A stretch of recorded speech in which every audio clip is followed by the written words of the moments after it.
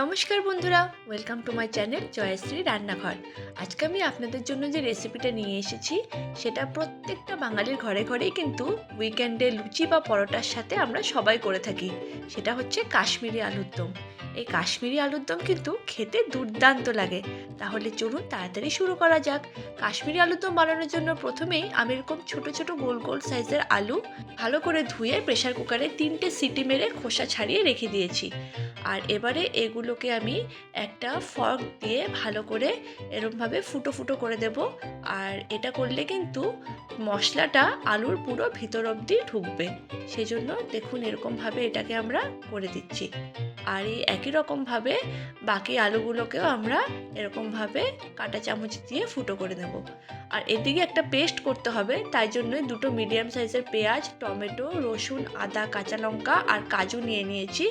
আর এগুলোকে আমি সেপারেটভাবে পেস্ট করব। প্রথমে পেঁয়াজটা করব, তারপর টমেটো আর কাজু, আর তারপরে রসুন, আদা আর কাঁচা লঙ্কা। এটাকে একসাথে পেস্ট করব। মোট 3টে পেস্ট হবে, তবে আপনারা চাইলে একসাথেও করতে পারেন। তারপরেই একটা কড়াইতে আমি কিছুটা সর্ষের তেল গরম করে নিলাম। আর ফুটো করে নেওয়া যে সেদ্ধ আলুগুলো ছিল সেগুলোকে কড়াইতে দিয়ে দিলাম। আর এগুলোকে হাই ফ্লেমে মোটামুটি 1 থেকে 1.5 মিনিটের মতন আমাদের ফ্রাই করতে হবে। খুব বেশি ফ্রাই করব না, দেখুন হালকা আলুর কালারটা চেঞ্জ হয়ে এসেছে। এই সময় এগুলোকে আমরা তুলে রেখে দেব। আর তারপরে ওই একই কড়াইতে আমি এলাচ, দারচিনি, তেজপাতা আর সাদা জিরে দিয়ে দিলাম। এবারে এটাকে বেশ ভালো করে একটু নাড়াচাড়া করব। আমি এক্সট্রা করে আর তেল অ্যাড করলাম না, কারণ কড়াইতে যথেষ্ট তেল কিন্তু আছে। এরপরই যে 2টো মিডিয়াম সাইজের পেঁয়াজ বাটাটা ছিল সে পেঁয়াজ বাটাটা আমি এখানে দিয়ে দিলাম। এবারে এটাকে বেশ ভালো করে একটু নাড়াচাড়া করব। পেঁয়াজের কাঁচা গন্ধটা চলে যাওয়ার পর আমি এখানে আদা, রসুন আর কাঁচা লঙ্কার যে পেস্টটা করে রেখেছিলাম একসাথে, সেই পেস্টটা দিয়ে দিলাম। আর আবারও এটাকে বেশ ভালো করে একটু নাড়াচাড়া করে নেব। যখন এটা বেশ সুন্দরভাবে একটু ফ্রাই হয়ে আসবে, তখন এখানে টমেটো আর কাজুর বাটাটা যে করে রেখেছিলাম সেটাকে এবার উপর থেকে দিয়ে দেব।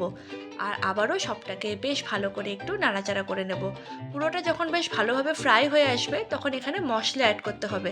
তাই জন্য দিয়ে দিচ্ছি 1/2 টেবিল স্পুন নুন, 1/2 টেবিল স্পুন হলুদ গুঁড়ো, 1/2 টেবিল স্পুন জিরে পাউডার, 1/2 টেবিল স্পুন ধনে powder, 1/2 tablespoon Kashmiri red chilli powder. আর এবার সবটাকে একসাথে বেশ ভালো করে একটু মিশিয়ে নেব। দেখুন আমরা যে মশলাগুলো দিলাম এগুলোকে ভালো করে মেশানোর জন্য উপর থেকে দিয়ে দিলাম ফেটানো টক দই। তবে আপনারা চাইলে পরে এখানে ফ্রেশ ক্রিমও অ্যাড করতে পারেন। আমি টক দই দিলাম। আর এবারে এটাকে বেশ ভালো করে একটু নাড়াচাড়া করে নেব। মশলাটা কিন্তু বেশ ভালোভাবে কষে এসেছে। এবারে আমি এখানে অ্যাড করে দেব আমাদের যে মিক্সি ধোয়া সামান্য পরিমাণে একটু জল। আর আবারও এটাকে বেশ ভালো করে একটু নাড়াচাড়া করে নেব।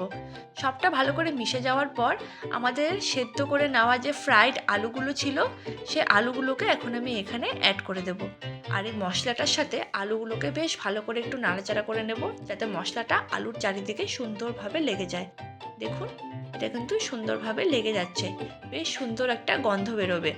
আর তারপরে আমি এখানে অ্যাড করে দেব পরিমাণ মতন জল। জলটা আপনারা আপনাদের ইচ্ছে মতন দিতে পারেন, তবে কাশ্মীরি আলুর দম খুব বেশি ঝোলঝোলে হয় না, হালকা মাখামাখাই হয়। আর আলুটা সেদ্ধ করা আছে বলে আমাদের খুব বেশি সময় কিন্তু লাগবে না।